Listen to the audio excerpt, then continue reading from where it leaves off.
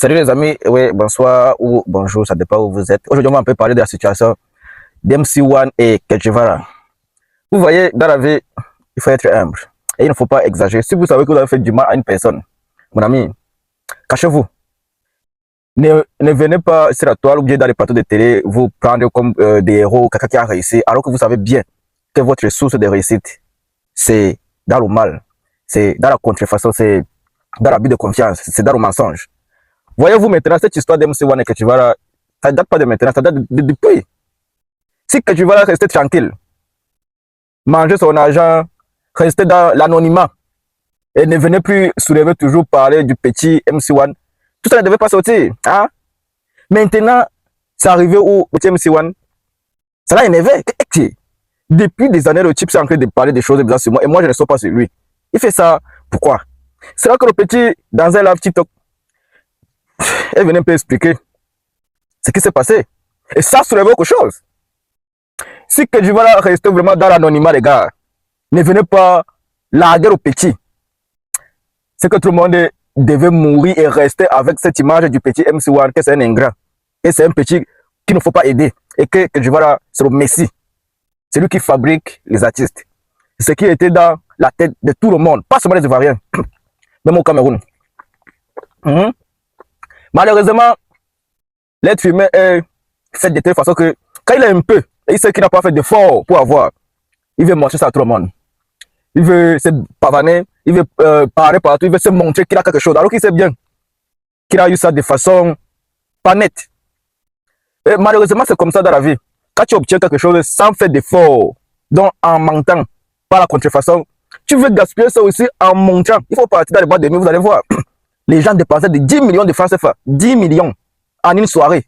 Vous pensez que ces gens ont travaillé dur pour avoir les 10 millions là? Jamais. Si tu as travaillé ton jet, dur, et ça t'a pris, tu as couru la soirée pour avoir ça, tu ne peux jamais aller dépenser ton argent en une seule soirée dans une boîte de nuit. Jamais. Tout le monde que vous allez voir dépenser l'argent dans une boîte de nuit, au-delà des millions, ils n'ont pas fait d'effort pour avoir ça. Croyez-moi. Tu ne peux pas dépenser un argent que tu as travaillé, tu as couru la soirée pour avoir, aller dépenser ça en une seule journée, en une seule nuit, dans une boîte de nuit en plus. Jamais du tout. Tu ne vas jamais voir une personne qui a souffert pour avoir son argent, dépenser ça sur les femmes. Jamais. Jamais. Alors, l'histoire de Kechivara, le petit, depuis des années, Kechivara sort sur lui. Il dit, hey, le petit, un jour dans un live, TikTok, le petit sort, il dit, mais je vous regarde depuis là, vous parlez de moi, tout ça, le grand frère parlait de moi. Il n'a même pas insulté. Il dit bien, le grand frère qui m'a pris sur son aile, je vivais chez lui, il me nourrissait. Oui, j'étais un jeune artiste, mineur de 17 ans. Mais on ne travaille plus ensemble. Pourquoi le grand frère continue toujours à mal parler de moi? Voilà alors que le petit MC1 a dit ce qui s'est passé. Que Kechivara est parti signer un contrat de 1,5 million. Hein? Avec les Européens. Et que dans cet argent-là, il a seulement donné 30 000 à ses parents. Il faut savoir que quand il signait ça, le petit MC1 était mineur. Donc, il a mis ses parents devant. Les parents qui vivaient au village, qui ne connaissaient même pas parler français, sont partis signer un contrat pour le petit là. Donc le petit ne connaissait même pas les clauses. Est-ce que vous voyez? C'est un peu comme quand on peut inscrire nos enfants à l'école. Nos enfants ne sont pas là pour lire les contrats. Ils sont des mineurs. Donc nous sommes la responsabilité. On prend toute la responsabilité des enfants. On leur dit seulement qu'ils vont à l'école, mais ils ne savaient pas ce qu'on a fait derrière pour qu'ils aillent à l'école. On a signé des choses, des contrats, on a signé des engagements. C'est exactement ce qui s'est passé avec le petit MC1 et Kechivara. Le petit a alors expliqué tout ça. Et il savait que le petit n'est pas d'origine ivoirienne. Il est burkinabé. Et une question s'est posée. Comment tu as eu alors le passeport ivoirien si tu n'es pas ivoirien? C'est là où alors que les choses sont devenues un peu plus compliquées pour Kechivara. Jean, la sœur de Kechivara, s'est porté garant pour être sa mère et aller demander le passeport au petit en se faisant passer par un ivoirien. C'est quand il était mineur. Donc, il n'avait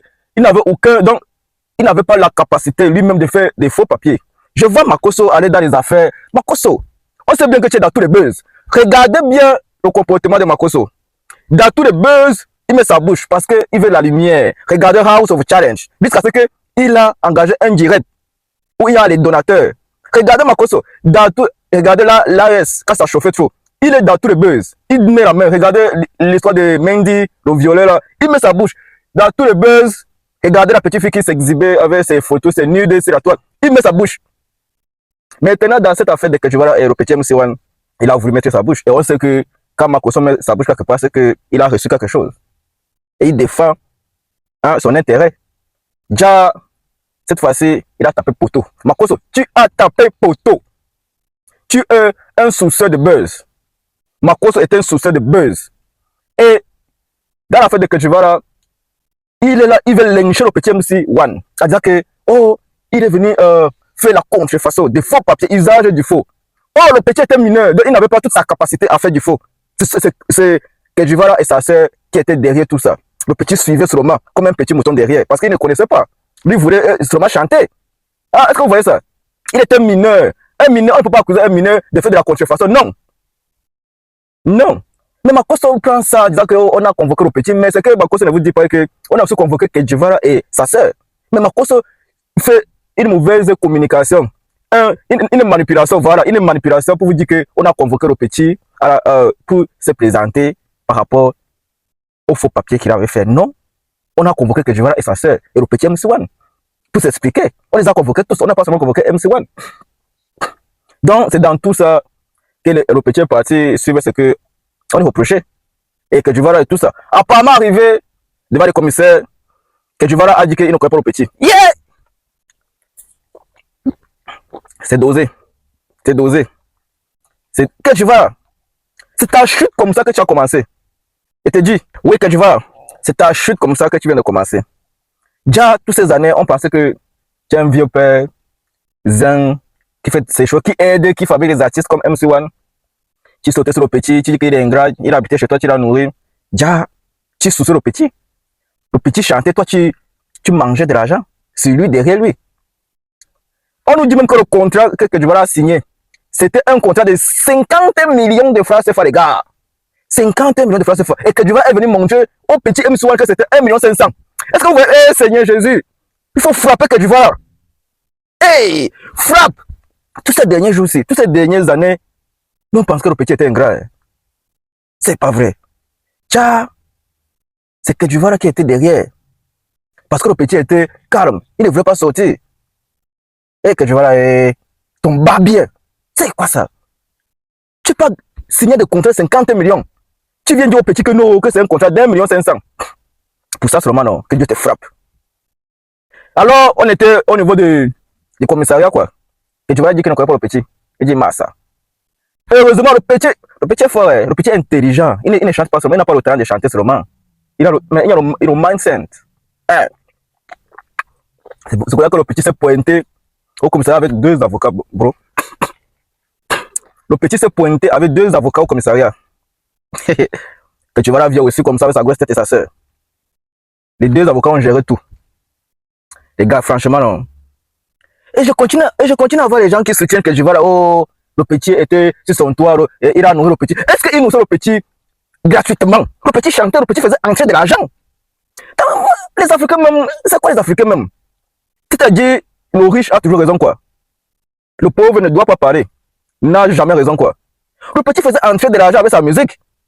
Kedjivara nourrissait le petit avec l'argent que le petit produisait.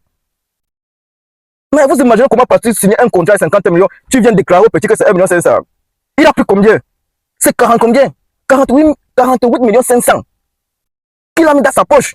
Et vous dites que Kedjivara a nourri le petit. Hey, ouais, il fait comme Makosso. Le Makosso, le vendu de buzz. Aujourd'hui, non, il a tapé poteau. Tu as soutenu le mauvais côté Makosso. Wesh, tu devais même fuir des réseaux sociaux. Je me rappelle une année, il disait, oh, si je n'ai pas réseau, je vais quitter les réseaux sociaux. Mais il est toujours là. Makosso devait présenter une vidéo où il demandait pardon au petit MC1. Makosso, tu dois demander pardon au petit MC1 et condamner Kedjivara. Makosso sort une vidéo où tu demandes pardon au petit MC1. On peut se tromper tous. Tu as mangé le dieu de Kedjivara, mais tout le monde voit que Kedjivara, c'est pas bien. Mais contre Kedjivara, il a zaillé. Et Makosso, tu dois demander pardon à MC1 et condamner Kedjivara, le voleur, le sorcier des artistes. Il doit être emprisonné même. C'est quoi ça? Ah. Hey, dans toutes ces années, on détestait le petit pour rien. Yako, MC1, Yako, force à toi franchement pour ton concert. Maintenant, tu as vu clair. Tu as vu avec qui marcher, avec qui n'est pas marché. Mais il faut que Dieu te donne encore beaucoup d'intelligence parce que beaucoup de sagesse. Le monde de la musique, là, des artistes, c'est pas simple. Mais si beaucoup de gars, c'était un peu maître hein, de l'éclaircissement, vous donner l'avant-goût de ce qui va suivre, de cette histoire de que je vois la MC1. Mais franchement, les gars, ça fait honte, c'est nos chez nous en Afrique. C'est-à-dire, on ne peut jamais faire quelque chose, quoi, pour que ça prenne un peu le monde entier, quoi. On commence et puis des coups bas viennent. Regardez ailleurs, quand les Blancs décident de faire quelque chose. Regardez d'abord vos Libanais. Quand les Libanais se mettent ensemble, c'est pour construire quelque chose qui va prendre tout le pays et tout le monde entier. Mais chez nous, une fois commencé, il faut des coups bas. Que tu vas. Je ne sais pas que le petit pouvait être le meilleur artiste de l'Afrique de l'Ouest. Sincèrement. Le petit pouvait être, puisque Imra, mon frère, le petit était d'Akif Nobid. Le petit pouvait même prendre tout, il pouvait faire des featuring avec la fouine, avec tout le monde, avec Imra. Et puis, mais le petit pouvait faire des featuring avec des grands types, des grands chanteurs, des grands artistes. Mais que tu vas bloquer tout ça. Que tu vas tuer la cause de la chute du petit là. Et tu dois être emprisonné pour ça. Tu dois dédommager le petit là. Oh là. Tu dois dédommager le petit là. À hauteur de millions, même des centaines de millions. Que tu vas devoir dédommager à hauteur de centaines de millions au petit MC1. On doit compter toutes ces années-ci et calculer l'argent qu'il a fait entrer. Il doit dédommager le petit là. Franchement. Sinon, il n'y a plus de justice. Sinon, c'est la loi du plus fort. C'est la loi de la jungle. Regarde. La Côte d'Ivoire a des talents, hein, franchement. Et la Côte d'Ivoire est solidaire. Mais une petite histoire comme ça, là, le gars, c'est Belal. Bon, je ne connais pas bien son nom. Lance l'organisation du concert d'MC1. Et ça a pris. Pour soutenir la relance d'MC1. Et ça a pris. Les billets sont en train de se vendre comme des petits papiers, quoi. Des petits pains. Pourtant, au Cameroun, on a le même problème. Et Ténor qui veut se relancer, mais il se lève la tête, on pousse encore en bas. C'est pas vrai. Vous voyez, est-ce que vous voyez la différence entre la Côte d'Ivoire et le Cameroun? En Côte d'Ivoire, les gars soutiennent les artistes. En Côte d'Ivoire, les gars soutiennent les artistes. Mais au Cameroun, le gars, il va faire quoi? Il va chanter, il ne chante même pas bien. Les Camerounais, mon frère, les Camerounais, ah, Seigneur Jésus. Les Camerounais, est-ce que vous voyez ce que la belle famille est en train de faire? Les artistes du bas pour soulever, ils organisent un concert. C'est-à-dire, les gars organisent un concert pour le petit MC1 là. Donc, ils prennent en charge tout. Mais chez vous, voilà Ténor qui veut se lever, mais il n'y a personne autour de lui. Et pourtant, vous dites qu'il y a de l'argent au Cameroun. Il n'y a que l'argent. Si vous ne pouvez pas soutenir votre artiste. Il y a même quel artiste là-bas au Cameroun. Hein? De Kossi, de qui? Des spaghettis, c'est ça. Franchement, à la hauteur des artistes de la Côte d'Ivoire, il y a qui là-bas? Qui part en France et vraiment, il y a qui là-bas au Cameroun? Ils sont sûrement dans le sang calisson. Ils sont très forts là-bas dans le sang calisson. Oui, c'est vrai que même en Côte d'Ivoire, il y a les Woubi. C'est là-bas que c'est la tête des Woubi. Ben, en termes de solidarité, non. La Côte d'Ivoire, bravo. Vous avez mis un zéro au Camerounais. Qui prennent exemple. Si un jour on va arriver à soutenir nos artistes comme ça, à ne pas toujours compter, oh, l'État. Toi, tu fais quoi? Maf.